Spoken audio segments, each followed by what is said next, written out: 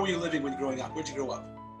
Okay, so I was born in Massachusetts, so you can probably hear a little bit of my accent from that. I still have that a little bit of a Massachusetts accent. And then when I was 15, my family moved to Florida. Where were you in Massachusetts? I lived in Taunton, Massachusetts. Okay. Yeah, southeastern Mass. So that was until you were about 15? Till I was 15, right.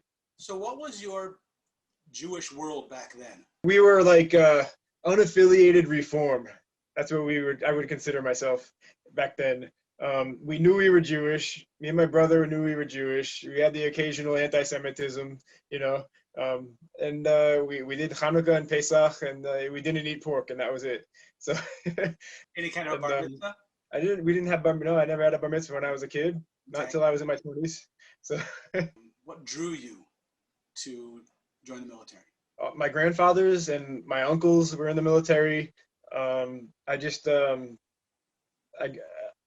really looked up to the military and the way things were. I was in the Scouts my whole life too, so that really had a lot to do with it, being in the Scouts and the service that comes along with that. You know, the oath that you take, the commitment to helping other people. So that was a big part of me joining the military.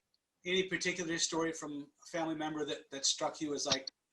My great uncle Lee was a Marine, and he retired. He was also in the Air Force. I remember he was a reservist in the Air Force, and he was stationed at Otis Air Force Base in Cape Cod, and he used to take us on the base, and we would sit in the F-15s that he worked on, and it was so cool, you know. It was just so cool to be there. And I remember him telling us stories about like how he sometimes he got to fly in the F-15, and like it was just really cool.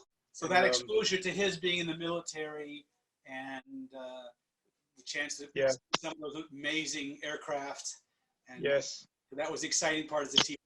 It was amazing. Yeah, like I looked up to him, you know.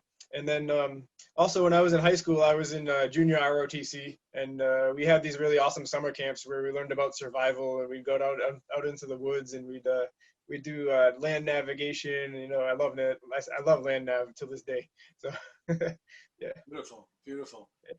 So there was this attraction to the military because of family members, because of your exposure at scouting and ROTC and everything. But what was it? Anything that held you back? I mean, whether there's any reserve, or like you were gung-ho into this? You know, I originally thought I wanted to be a Marine, you know. Marines are great. I've worked with a lot of Marines, but I don't want to ever be one. I just want I was really proud to be a sailor when I became a sailor. Like I'm a sailor, you know. So I'm a sailor at heart, believe it or not. So what was the part that kind of, you went in for the Marine Corps, but then backed away from that? What was that about? Right. It was like the job I wanted to do. I wanted to be like the Navy said, hey, you want to be a rescue swimmer instead? And I was a surfer at the time. You know, I'm still a surfer till this day. And I said, I can swim. I can do that. So let's do it. It was better. It was either that or become like a amphibious vehicle crewman, which is great, but it's not for me. So okay. Yeah. Okay. So I ended up being on a ship instead. So you kind of switched off at that point. Right.